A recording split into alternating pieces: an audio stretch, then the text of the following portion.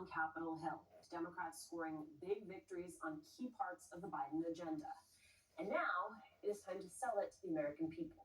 The Washington Post reporting the president plans to hit the road, touting his legislative victories ahead of the midterms. The goal, to get voters excited about sending Democrats back to Congress.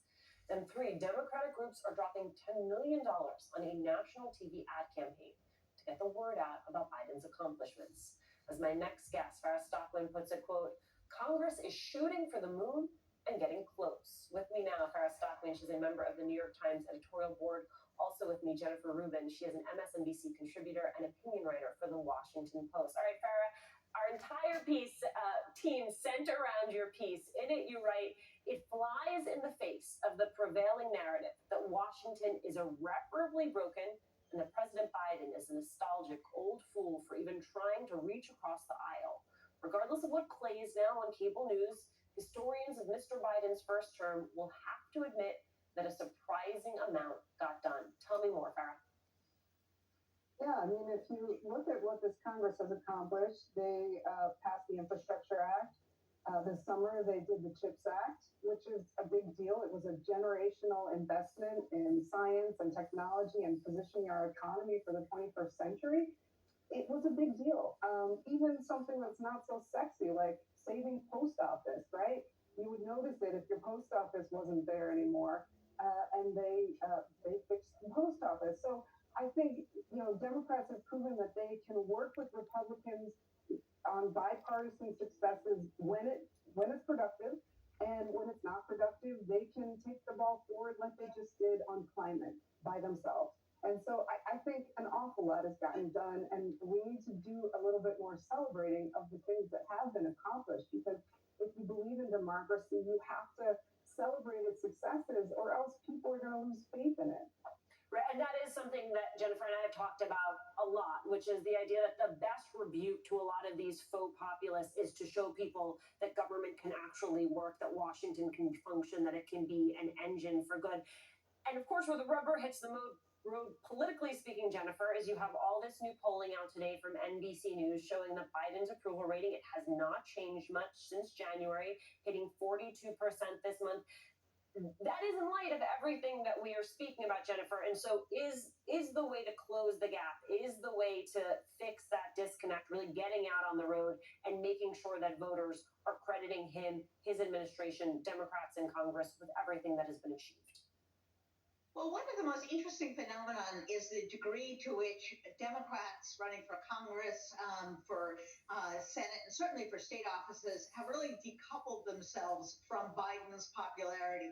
Biden is, and on average, he's come up a little bit, but he's still in the low 40s. But some of these Democrats, even in states where you would not expect them to be doing well, Ohio, for example, they're running 10 points ahead of Biden's popularity. So they are being able to point to these accomplishments.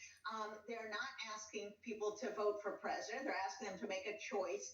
And the other part of it that Democrats can say is, listen, Republicans voted against most of the stuff. Yes, there was a bipartisan infrastructure bill last year, but the PACT Act, which took care of veterans, the Inflation Reduction Act.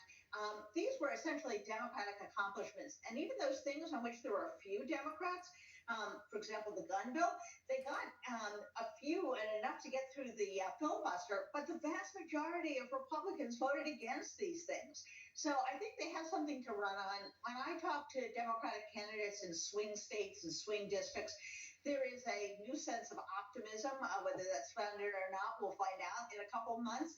But they feel like they have a message. They feel like they are responding to people. And one of the congresswomen who I spoke to, who's Angie Craig in Minnesota, said, I told people that I would go to Washington to deliver, and now I have. And those are the sorts of messages that they think will carry them through, regardless of where Biden is, regardless of what the latest Trump scandal is.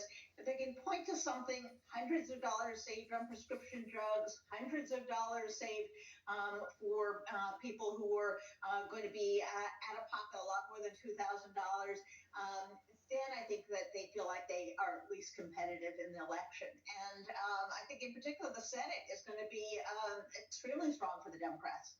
Well, Farah, underscore something that Jennifer said, which is there's President Biden's approval numbers. That's, one metric, and you can argue about the usefulness of that. You also have new NBC News polling showing that Democrats are closing the enthusiasm gap. And that to me seems perhaps like a better metric to be using as we look forward to November.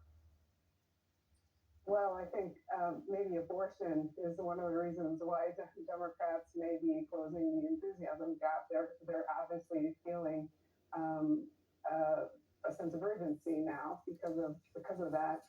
But look, Joe Biden ran on being a guy that could reach across the aisle and get something done. And for so much of the last year, that seemed not only impossible, but foolhardy.